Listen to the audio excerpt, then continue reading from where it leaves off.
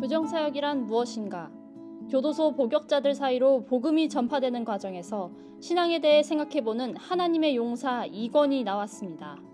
교정사역을 통해서 뜻하지 않은 감방교회를 만드는 역사를 하나님 이루어주셔서 그 한 개로 시작한 것이 지금 200여 개가 돼버렸어요. 그러니까 전국에 있는 감방이 주일 오후 2시에 예배드리는 교회가 된 거예요. 그 감방에서 만난 사람들과의 이야기가 하나님의 용사 2권의 이야기죠. 깡패 두목에서 목사가 된 저자, 교정사역의 비전을 갖게 된 그는 국내 교도소에 수감된 이들과 소통했습니다. 수감자들의 고백이 담긴 편지들은 감옥에서 펼쳐지는 사역 현장을 생생히 전달합니다.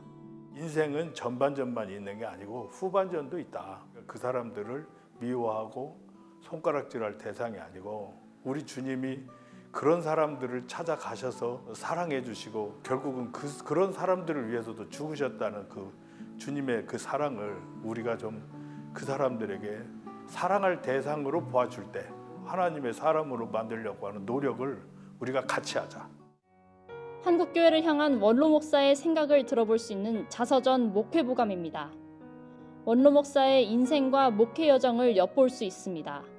목회 시작한 데부터 마칠 때까지의 내 일상 목회의 기도 생활, 전도 생활, 또 신방, 또 목회 준비 이런 것들을 가지고서 목회를 이렇게 했다 하는 것을 보고하는 그러니까 목회 보고서예요.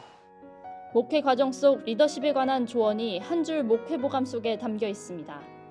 또 한국교회 성장을 위해 각계각층 인사와 발휘한 네트워킹 방법도 수록되어 있습니다.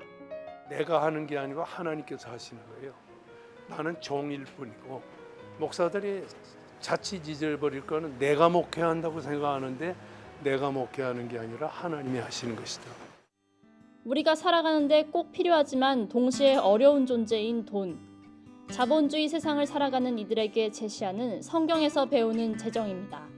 그리스도인들이 마지막에 도착해야 할 목적지는 이 땅이 아니라 우리가 영원한 하나님의 나라 아니겠습니까? 그 하나님의 나라를 소유한 자는 이미 모든 것을 소유한 자다라는 그러한 생각을 가질 때 재물에 대한 많은 그러한 문제들이 해결된다고 생각을 합니다. 재물에 대한 탐욕과 축적보다는 올바르게 사용하는 저축을 강조하고 신앙적 가치관으로 재정을 다루는 방법을 제시합니다.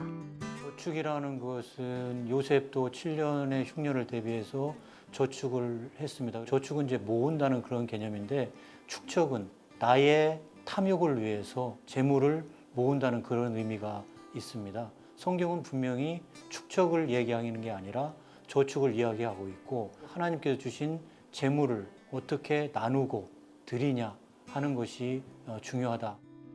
지금까지 이번 한 주간의 문화가 소식이었습니다.